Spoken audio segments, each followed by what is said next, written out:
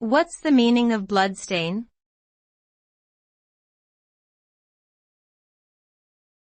Bloodstain.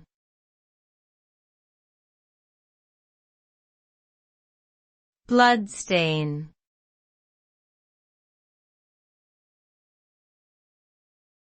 Bloodstain.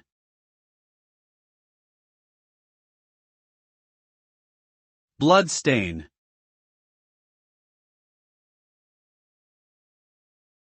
The term bloodstain refers to the discoloration or staining of a surface caused by the presence of blood. Bloodstains can occur in various forms, including drips, splatters, smears, and spatters. The analysis of bloodstains can provide valuable information in criminal investigations, such as the location and type of injury, the trajectory of the blood, and the possible movements of the perpetrator. Forensic investigators use various techniques to examine bloodstains, including luminol testing, DNA profiling, and pattern analysis.